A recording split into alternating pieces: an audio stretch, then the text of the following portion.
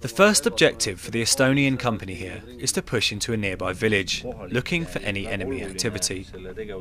Major Raigo Palmler briefs his men on the plan of action. His second platoon will move to the east of the village and take up a position in which they can watch over the area. Once they are placed, the first platoon will enter the village. We move into position. Overlooking the village is a small Afghan National Police outpost. The bullet holes in the walls and the spent bullet casings tell the story of fierce battles between the police and the Taliban here in recent weeks. Just before 2nd Platoon begin their patrol, some locals appear with some information. The locals are warning us that they know that we're coming. Obviously that means the Taliban knows we're coming as well.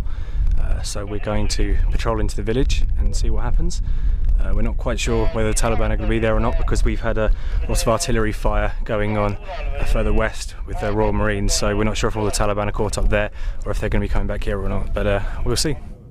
As 2nd Platoon begins to move, the rest of the company intently survey the village, looking for any sign of enemy activity.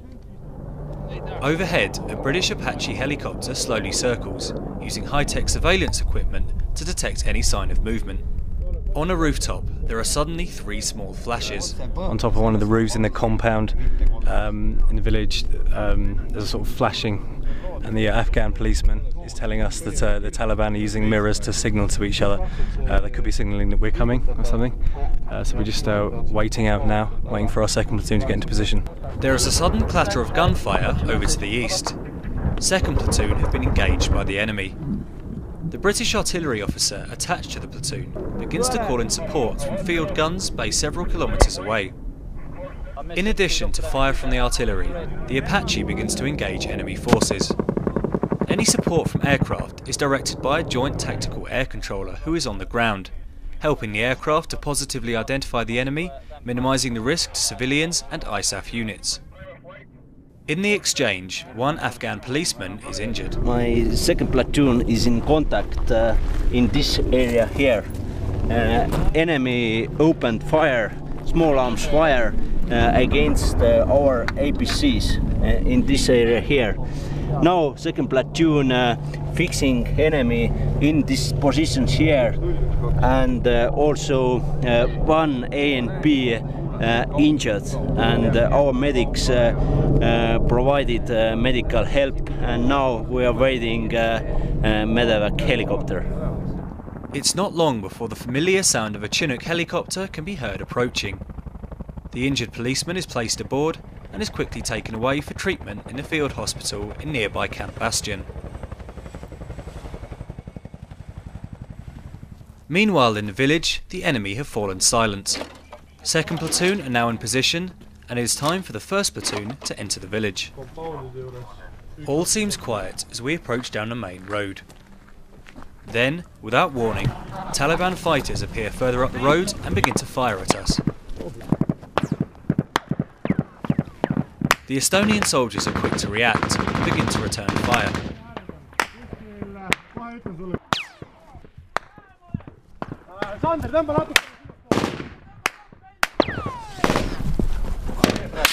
So as you see, the enemy has engaged us down the road. We're returning fire and attempting to move up towards them.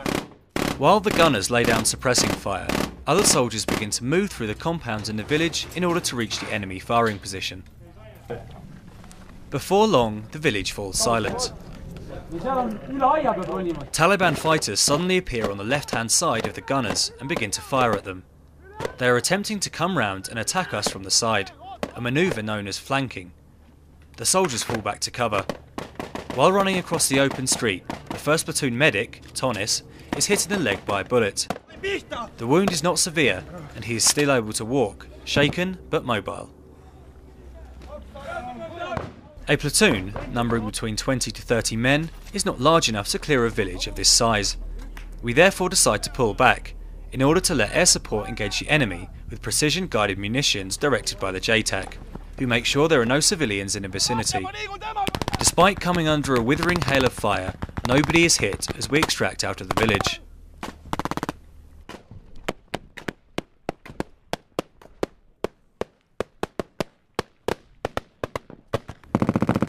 Estonian forces on the ridge by the police checkpoint are able to give us covering fire as we move back towards their position.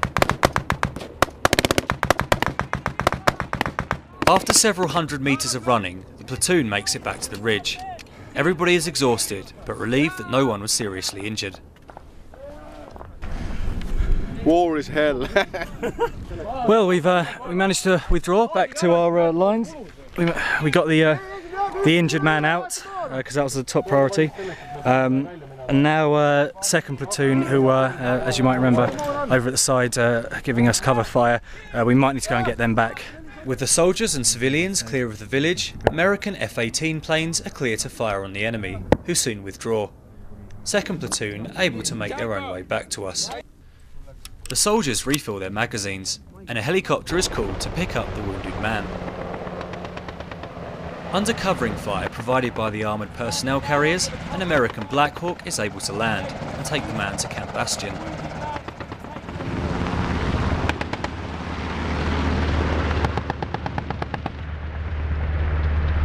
This is obviously day one of the operation.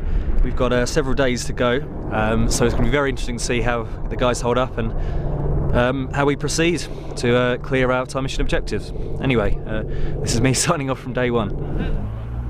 Our probe into the village had shown the Taliban that we meant business. It was now time to force them back.